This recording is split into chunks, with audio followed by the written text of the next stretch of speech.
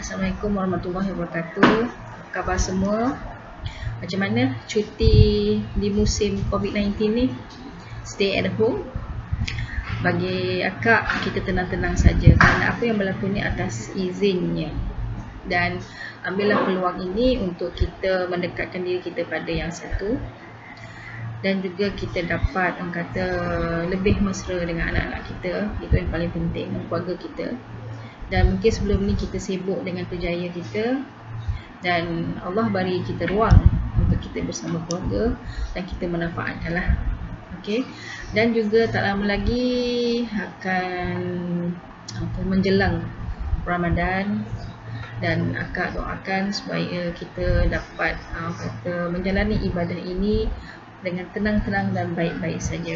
Okey. Dan jika ada fikri pun kita masih lagi kena stay at home. So kita anggaplah ini adalah ujian darinya, dan kita bersyukur saja yang kita masih lagi diberikan kesihatan yang baik. Dan apa yang penting yang kerajaan lakukan sekarang adalah untuk kebaikan kita, keselamatan dan kesihatan keluarga kita. Okey. Dan saya percaya di musim cuti COVID-19 ni, ramai kaum ibu yang berjaya membongkar beberapa resepi yang sebelum ini disimpan rapi. So ada yang jadi dan ada yang tidak. Tapi tak kisah, jadi kita cuba. Okey, untuk hari ini akak nak terangkan tentang apa itu Rizab Melayu dan juga apa itu Bumi Lot. Sebenarnya kedua-duanya adalah tidak sama. Ramai yang kata, apa, sama ke? Boleh ke? Sebenarnya tak sama. Rizab Melayu, kita letak Rizab Melayu, dan memang untuk orang Melayu. Pusing-pusing tang mana pun memang tak boleh. Rizab Melayu is for orang Melayu. Okey, kalau kita tengok kat geran tertulis Tanah Rizab Melayu, maka orang Melayu saja yang boleh memilikinya. Kenapa orang Melayu tak boleh orang lain? Benda ini telah dimeterai, dipersetujui dari dulu lagi. Kita ikut saja. Okey? Dan itu adalah untuk menjaga kepentingan hak milik orang Melayu. Okey. So apa itu Bumi Lot juga? Bumi Lot tu apa? Okey. Hartanah Bumi Lot ni sebenarnya adalah lot-lot hartanah yang ditetapkan oleh pihak berkuasa tempatan di dalam kelulusan perancang untuk dijual kepada bumi putera sahaja. Biasa kan kalau kita tengok dalam orang kata perumahan yang sedang dibina, dan pasti ada non-bumi lot dengan bumi lot. Okey, ada dua tu. So kepada non-bumi, maksud siapa saja boleh beli. India boleh, China boleh, Melayu pun boleh beli. Kalau yang bumi, maka bumi putera saja yang boleh beli. Dan biasanya harga itu lebih akan ada diskaun for bumi lot. Okey, jadi rebutlah peluang kerana ada diskaun bumi lot tersebut. Okey. Lepas tu, adakah lot bumi boleh ditukarkan dan boleh dipindah balik kepada non bumi? Boleh, atas alasan yang kukuh dan atas kebenaran pihak berkuasa. Okey, sebagai contoh yang ni akak bagi contoh yang akak sendiri lakukan. Okey, akak sendiri uruskan. Di mana kata kita ada satu unit rumah yang dimiliki oleh bumi putera orang Melayu. Bumi putera, dia bukan Rizab Melayu, tidak. Dia lot bumi dimiliki oleh bumi orang Melayu, bumi putera. So kata dia nak menjual unit tersebut, dia iklankan, pelbagai medium digunakan, minta kawan-kawan carikan ada tak orang Melayu boleh beli. Sebab masa dia beli dulu, rumah tersebut adalah bumi lot. Jadi dia mencari. Okey, agak orang kata masa yang panjang juga dia mencari, tetapi tidak bertemu pembeli bumi yang nak beli unit tersebut. Yang request, bila kat letak iklan, yang request non bumi.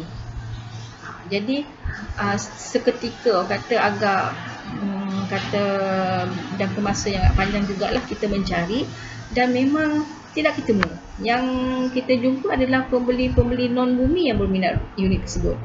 So akhirnya kita teruskan orang kata permohonan untuk melepaskan hak bumi lot itu. Jadi kata prosesnya agak panjang. Okey. Maka akhirnya rumah itu diberi kebenaran untuk dijual kepada non-bumi. Alhamdulillah, kes itu dah selesai. Kerana ianya tidak sewenang-wenang dan tak semudahnya, kerana dia mempunyai orang kata alasan kukuh kenapa. Apakah proses yang kita dah lakukan sebelum ni? Adalah kita dah usaha untuk mencari bumi putra untuk beli. So many things. Dan benda ni adalah atas kebenaran pihak berkuasa sahaja. Okey. Dan alhamdulillah rumah tu pun dah selesai dan pembeli baru pun sudah kata selesa di situ. Okey. Dan penjual dapat orang kata bahagiannya dan selesailah masalahnya. Okey. Jadi itu antara kes yang pernah akak kendalikan lah. Okey. Jadi dekat situ makna status bumi lot boleh ditukar kepada non-bumi, tetapi status Reza Melayu kekal selamanya, tidak boleh ditukar. Okey. Lepas tu, jika apa-apa pun sebenarnya kita kena faham geran yang kita pegang tersebut. Okey, ataupun kalau kita nak beli, contohnya tanah Reza Melayu pun sebenarnya non-bumi tidak boleh menyewa pun tanah Reza Melayu. Okey. Jadi kat situ apabila tanah Reza Melayu ni hendak dipindah milik, benda pertama yang perlu orang kata pihak berkuasa lihat adalah surat beranak. Okey, surat beranak. Sebab agak orang kata apa, perlindungan kepada tanah Reza Melayu ini kuat. Okey. Kerana ini adalah benda yang dipersetujui dari dulu.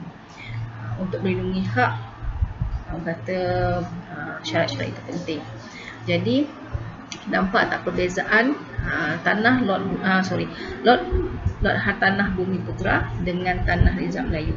Geran Reza Melayu totally tak sama dengan hartanah Bumi Putra. Reza Melayu hanya boleh dimiliki oleh orang Melayu, tidak boleh dipindah milik daripada orang Melayu nak pergi ke non-bumi, tidak boleh. Melayu kepada Melayu boleh. Okey. Dan untuk lot Bumi Putra, pembeli Bumi Putra. Okey. Jika Bumi Putra ini ingin melepaskan hak miliknya, maka dia perlu memindah milik kepada Bumi Putra juga.